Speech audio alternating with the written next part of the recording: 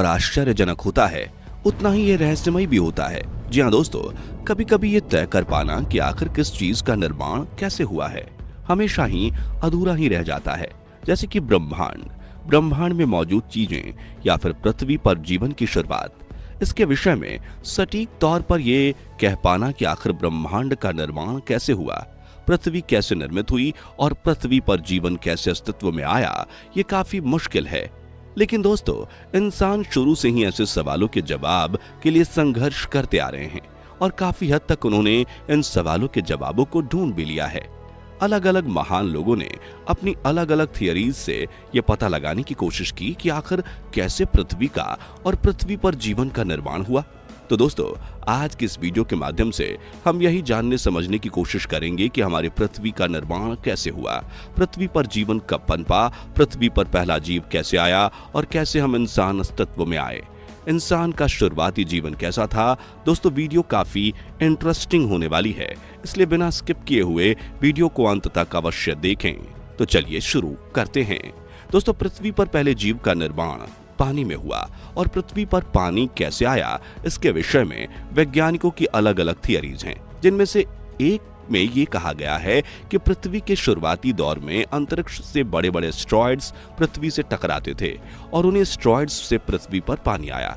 कुल मिलाकर पृथ्वी पर जीवन की शुरुआत कैसे हुई, इसे समझने के लिए हमें सबसे पहले यह जानना होगा कि हमारी पृथ्वी का निर्माण कैसे हुआ, कैसे ब्रह्मांड के निर्माण के बाद हमारे सोलर सिस्टम में हमारी पृथ्वी का निर्माण हुआ। तो चलिए सबसे पहले ये जानते हैं कि पृथ्वी का निर्माण कैसे हुआ पृथ्वी का निर्माण। दोस्तों, धार्मिक मान्यताओं के अनुसार तो पृथ्वी का निर्माण देवी देवताओं या ईश्वर ने किया। उसमें से भी ईसाई और इस्लाम की मान्यताओं के अनुसार पृथ्वी के निर्माण के विषय में अलग अलग बातें कही गई हैं। लेकिन अगर विज्ञान के नजरिए से देखें तो वैज्ञानिकों का मानना है कि पृथ्वी पहले बेहद गर्म थी, यानी कि एक आग का गोला जो कि सूर्य से ही निकली है, लेकिन समय के साथ साथ ठंडी होने के कारण इस पर जीवन की उत्पत्ति संभव हो पाई। दरअसल वैज्ञानिकों का यह मानना है कि लगभग 5 अरब साल पहले अंतरिक्ष में बहुत से गैसों का एक साथ मिलने से एक जोरदार विस्फोट हुआ और उस विस्फोट के बाद एक विशाल आग के गोले का निर्माण हुआ, जिसे आज हम सूरज कहते हैं। बता दें कि वो धमाका इतना जोरदार था कि चारों तरफ धूल के कण गुरुत्वाकर्षण बल की वजह से छोटे छोटे टुकड़ों में परिवर्तित हो गए। फिर एक लंबी प्रक्रिया के तहत कई सालों तक ये कण आपस में जुड़ने लगे। सौर मंडल का निर्माण हुआ। सौर मंडल के निर्माण से ये जाहिर होता है कि सूरज के अलावा पृथ्वी सहित बाकी अन्य ग्रह भी निर्मित हो चुके थे, लेकिन उस वक्त पृथ्वी पर किसी तरह के जीवन की उत्पत्ति संभव नहीं थी। जी हाँ दोस्तों, लगभग 4.54 अरब साल पहले पृथ्वी का तापमान 12,000 डिग्री सेल्सियस तक था, यानी कि हमारी पृथ्वी उस समय उबल रही थी। पृथ्वी पर गर्म लावा और चट्टानें, कई जहरीली गैसें भी हुआ करती थीं। उस दौरान पृथ्वी के साथ एक और घटना घटित हुई, जिससे पृथ्वी के उपग्रह यानी चांद का निर्माण हुआ। जी हाँ दोस्तों, वैज्ञानिकों के अनुसार पृथ्वी की उत्पत्ति के बाद थिया नामक एक ग्रह बेहद ही तेजी से पृथ्वी की तरफ बढ़ रहा था। फिर एक समय यह पृथ्वी से टकरा गया। इस टकराव से एक जोरदार विस्फोट हुआ, जिससे थिया नामक ग्रह 2 टुकड़ों में बंट गया। उसका एक टुकड़ा पृथ्वी के गुरुत्वाकर्षण में बंध गया। दोस्तों, तब से वही टुकड़ा जो आज चांद के रूप में जाना जाता है, पृथ्वी की परिक्रमा कर रहा है। पृथ्वी ठंडी हुई और हुई एकल कोशिका जीवाणुओं की उत्पत्ति। दोस्तों, शुरुआती दौर में पृथ्वी पर लगातार ज्वालामुखी फट रहे थे, साथ ही उल्कापिंडों की बरसात भी हो रही थी। लेकिन कहा जाता है ना कि हर रात की सुबह होती है, ठीक उसी तरह पृथ्वी पर मच रही तबाही भी अपने अंत समय में थी। यूं कहें कि जो आफत आसमान से पृथ्वी पर बरस रही थी, उन्हीं आफतों के साथ पृथ्वी पर एक उम्मीद भी बरस रही थी। जी हाँ, दरअसल अंतरिक्ष से गिरते उल्कापिंडों के माध्यम से ही पृथ्वी पर पानी और नमक के साथ साथ अन्य पदार्थ भी आ रहे थे। इनमें कार्बन डाइऑक्साइड, अमीनो एसिड आदि पदार्थ भी शामिल थे। ये सभी पदार्थ जीव जंतुओं और पौधों में पाए जाते हैं। दोस्तों, यह प्रक्रिया भी लंबे समय तक चली और एक लंबे अंतराल के बाद पृथ्वी पर पानी एकत्रित हो गया। हालांकि अभी भी उल्कापिंड पृथ्वी पर गिर ही रहे थे और अब कई उल्कापिंड तेजी से गिरने के कारण पृथ्वी में काफी गहराई में चले जा रहे थे, जिससे उन उल्कापिंडों पर सूर्य की रोशनी नहीं पड़ती थी। ऐसे में वो उल्कापिंड पानी में ही जमने लगे, ज्वालामुखी की दरारों में भी घुसने लगे, जिससे कि ज्वालामुखी से धुएं निकलने लगे। इन धुओं में कई तरह के केमिकल्स थे और इसी प्रक्रिया के दौरान पृथ्वी पर पहले जीव रूप में एकल कोशिका जीवाणु की उत्पत्ति हुई। फिर धीरे धीरे समय बीतता गया और समुद्र की निचली सतह पर पौधे, पत्तियां और उन पौधों पर जीवित जीवाणु भी उत्पन्न होने लगे। ऑक्सीजन का निर्माण। दोस्तों, ज्वालामुखी से निकलने वाले धुएं में कई खतरनाक केमिकल्स थे। दूसरी ओर जो जीवित जीवाणु पृथ्वी पर अस्तित्व में आ चुके थे, उन्हें वैज्ञानिक भाषा में स्ट्रोमेटोलाइट कहा जाता है। वे अपना भोजन सूर्य की किरणों से बनाने लगे। इस प्रक्रिया को प्रकाश संश्लेषण कहा जाता है। दोस्तों, प्रकाश संश्लेषण की प्रक्रिया में सूर्य का प्रकाश कार्बन डाइऑक्साइड और पानी को ग्लूकोज में परिवर्तित करता है।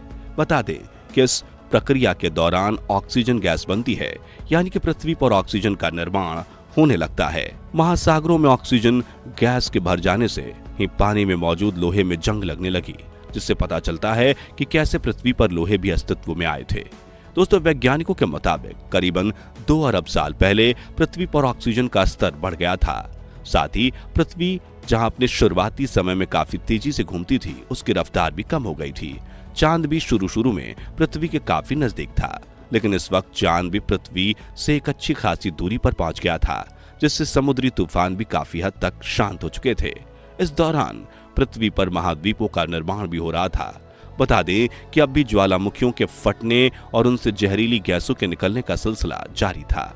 जहरीले गैसों में कार्बन डाइऑक्साइड सूर्य से निकलने वाली किरणों को अवशोषित करने लगे और पृथ्वी का तापमान बढ़ने लगा। बढ़ते बढ़ते तापमान से समुद्र में गर्मी पैदा होने लगी और इससे समुद्र का पानी भाप बनकर बादलों का रूप लेने लगा। दोस्तों, इन बादलों से पृथ्वी पर उस वक्त अम्लीय वर्षा होती थी। हालांकि एक लंबी प्रक्रिया के बाद पृथ्वी का तापमान घटने लगा। तापमान इस हद तक घटा कि पृथ्वी पर अब आइस एज आ चुकी थी। हालांकि अब भी पृथ्वी पर ज्वालामुखी फट रहे थे, लेकिन इसी दौरान पृथ्वी पर ओजोन परत का निर्माण भी हो रहा था। यह ओजोन परत पृथ्वी के लिए एक वरदान साबित होने वाला था। जी हाँ दोस्तों, इस ओजोन परत के निर्माण के बाद सूर्य की खतरनाक किरणें धरती पर नहीं पहुंच पा रही थीं और धरती पर किसी भी जीव को जीवित रहने के लिए सूर्य की इन खतरनाक किरणों से बचना बेहद जरूरी था। दोस्तों, ओजोन परत के निर्माण के बाद यह परत मोटी होती गई, जिससे पृथ्वी पर ऑक्सीजन गैस की मात्रा बढ़ गई और फिर धीरे धीरे पेड़ पौधे अस्तित्व में आने लगे। साथ ही समुद्र से जीव निकलकर धरती पर भी रहने लगे और फिर उनमें एवोल्यूशन का दौर शुरू हुआ। दोस्तों, एवोल्यूशन की एक प्रक्रिया के तहत पृथ्वी पर सबसे विशालकाय जानवर डायनासोर अस्तित्व में आए। एक और तबाही और डायनासोर का अंत। दोस्तों, जिस वक्त डायनासोर पृथ्वी पर थे, उस वक्त तक पृथ्वी हरी भरी थी और अन्य जीवों से भरी पड़ी थी। बता दें कि पृथ्वी पर सब कुछ सही चल रहा था। समय पर बारिश होती थी और मौसम समय पर बदलते थे और पेड़ पौधों के साथ साथ अन्य जीव भी विकास प्रक्रिया कर रहे थे। लेकिन दोस्तों, किसी को इस बात की जरा भी भनक नहीं थी कि एक ऐसी तबाही आने वाली है जिससे पृथ्वी पर पनपे जीवन का अस्तित्व खतरे में पड़ने वाला है। जी हाँ, लगभग 66 मिलियन साल पहले एक विशाल का एस्टेरॉयड धरती से टकराया। उस टकराव से धरती पर भीषण तबाही मची। यह टकराव इतना खतरनाक था कि उस वक्त पृथ्वी का इकोसिस्टम और वातावरण पूरी तरह से खत्म हो गया। टकराव के वक्त ही बड़ी संख्या में डायनासोर मारे गए। कुछ जीव इस तबाही के दौरान पानी के अंदर चले गए, लेकिन टकराव से एस्टेरॉयड के टुकड़े काफी ऊंचाई में उछल गए। वो अब आग के गोले बनकर धरती पर बरसने लगे, जिससे बचे कुछ जीवन की भी मौत होने लगी। दोस्तों, इस टकराव में धूल इतना बढ़ गया कि सूर्य की किरणें भी धरती पर नहीं पड़ती थीं और ऐसे में समुद्र में रहने वाले जीवों का जीवन भी लगभग खत्म होने को था। धरती पर एक साथ भूकंप, सुनामी और ज्वालामुखी तांडव मचा रहे थे, लेकिन फिर इसी तबाही के बीच बचे कुछ जीवों को सरवाइव करने का मौका मिला। तापमान में भारी गिरावट आई और फिर से धरती पर बर्फ जमने लगी। बता दें कि डायनासोर के अंत के बाद जो जीव जीवित रहने में सफल हो पाए, उनमें एवोल्यूशन का दौर जारी रहा। एक लंबी प्रक्रिया के तहत, यानी कि एस्टेरॉयड अटैक के लगभग 10 मिलियन साल बाद पृथ्वी पर 3 से 5,000 जीवों की प्रजातियां अस्तित्व में आ चुकी थीं और इन्हीं जीवों में से एक थे प्राइमेट्स, यानी बंदर जैसे दिखने वाले प्रजाति। दोस्तों, इसे इंसानों के अस्तित्व का नींव कहा जा सकता है, इंसानों के पूर्वज।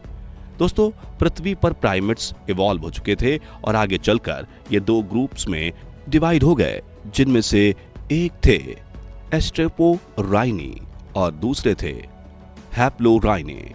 दोस्तों एस्ट्रेपेनाइने को वेट नोज प्राइमेट्स कहा जाता है, इनमें सूंघने की शक्ति ज्यादा थी, और हेल्पोराइने को ड्राई नोज प्राइमेट्स कहा जाता है, इनमें देखने की शक्ति ज्यादा थी। दोस्तों वैज्ञानिकों के अनुसार यही प्राइमेट्स इंसानों के दो एट्रीब्यूट्स दर्शाने लगे थे, सूंघना और देखना। यहाँ से आगे चलकर पृथ्वी पर पहले ऐप अस्तित्व में आए जिन्हें प्रोकॉन्सुल कहा जाता है। इनमें इंसानों के एट्रीब्यूट्स और भी ज्यादा डेवलप थे।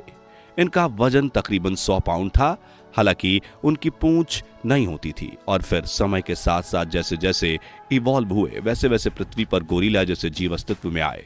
तकरीबन 7 मिलियन वर्ष पहले चिंपैंजी अस्तित्व में आए और माना जाता है कि हमारे पूर्वजों के सबसे नजदीकी जीव चिंपैंजी ही थे। इसके बाद आर्डिपिथेकस नामक जीव अस्तित्व में आए। इनका ब्रेन एप के ब्रेन के आकार में जितना बड़ा था। दोस्तों यही वो पहले जीव थे जिन्होंने दोनों टांगों पर चलना सीख लिया था।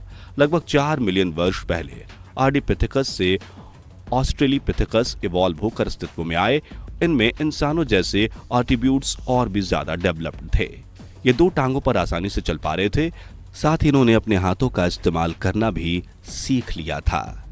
आपको बता दूं कि इसके बाद एक बड़ा बदलाव हुआ।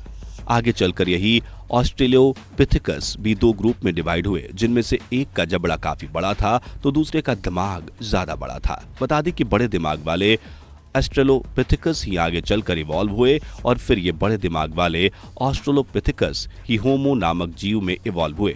दोस्तों होमो से होमो सेपियंस इवॉल्व हुए और जिनमें ह्यूमन एट्रीब्यूट्स काफी हद तक डेवलप्ड थे। इन्होंने ग्रुप में रहना, औजार बनाना और उन औजारों का इस्तेमाल करना सीख लिया, जिससे ये शिकार करना भी सीख गए। होमो सेपियंस काफी ज्यादा क्रिएटिव और इनोवेटिव थे। इनके दिमाग का विकास और शारीरिक विकास भी लगातार हो रहा था। ये जानवर के साथ रहने लगे और इन्होंने फल और सब्जी उपजाना भी सीख लिया। दोस्तों फल और सब्जी उपजाना मानव सभ्यता के लिए सबसे बड़ा वरदान साबित हुआ। ऐसा माना जाता है कि होमो सेपियंस ही इंसानों के सबसे करीबी पूर्वज हैं। इन्होंने ही आधुनिक इंसानों के लिए काफी चीजें आसान की और उसके बाद इनके द्वारा कई तरह के आविष्कार किए गए, जिसके बारे में हम और आप अच्छी तरह से जानते हैं।